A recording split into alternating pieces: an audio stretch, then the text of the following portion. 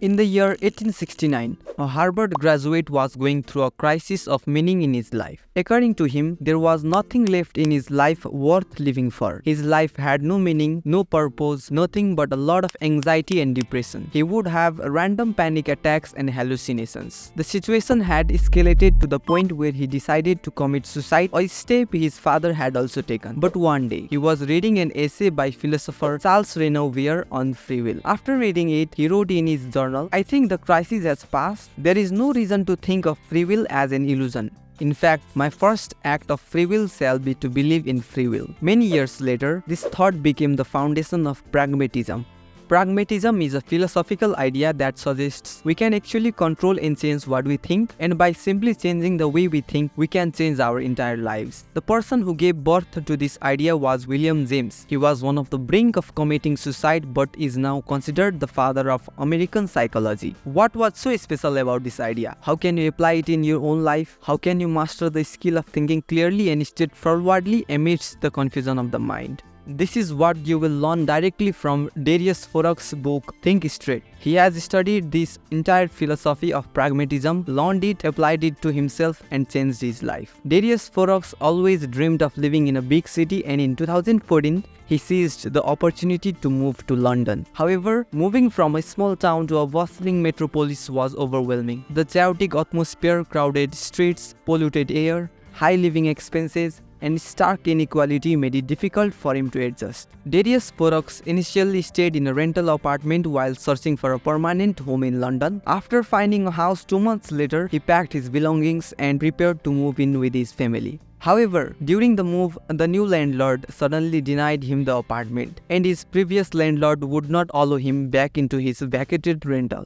Darius Foroux and his family found themselves stranded in London's busy streets with all their belongings after being unexpectedly denied the apartment they planned to move into. The day was emotionally draining, marked by arguments with landlords and feelings of regret over their decision to relocate. Eventually, they found temporary refuge in a hotel, where advice from his parents to focus on the future helped Darius regain composure. The next day, he resolved to think rationally and decided to book an Airbnb temporarily while searching for a new apartment. During that week, the landlord who had initially refused called back ready to offer him the apartment. Darius realized that during their chaotic day of wandering, he had unnecessarily stressed himself out and missed the simple solution of booking an Airbnb earlier. This experience taught himself a valuable lesson about the importance of focusing on constructive thoughts and solutions rather than getting bogged down by unhelpful worries and regrets.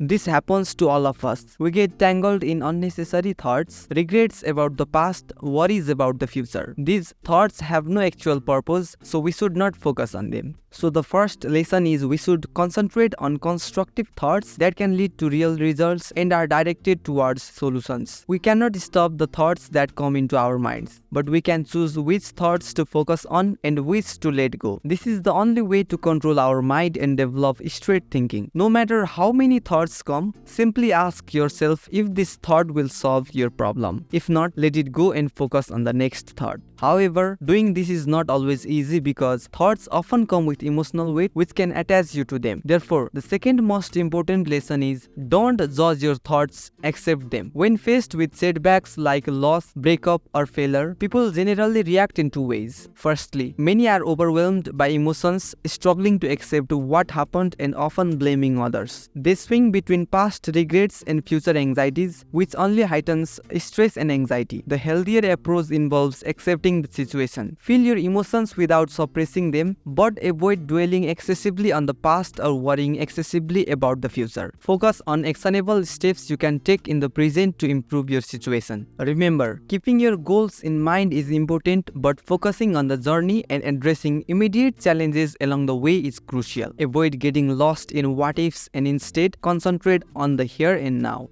This brings us to our third point: know when you are overthinking and when to stop it. Picture yourself preparing for an important exam that will determine your academic future. You have studied diligently and feel reasonably confident. However, as the exam day approaches, you begin to worry excessively about what might go wrong. What if you forget everything you have learned? What if the questions are too difficult? Despite your thorough preparation, you find yourself unable to stop worrying. Your mind races with the negative possibilities realities and you spend sleepless nights imagining worst case scenarios. When you overthink, you get caught in a loop replaying the same thoughts repeatedly. Overthinking involves getting stuck without making progress as thoughts wander endlessly without reaching solutions. This leads to feeling bad about oneself, harming self-esteem, confidence, and inviting negativity. If you find yourself stuck thinking about something bad that happened, use worry postponement. Tell yourself you will think about it later, like at 8 p.m. Set an alarm on your phone for that time. This helps you focus on other things now and deal with the problem later when you are ready. This way, you won't fight your overthinking habit, which is impossible to win,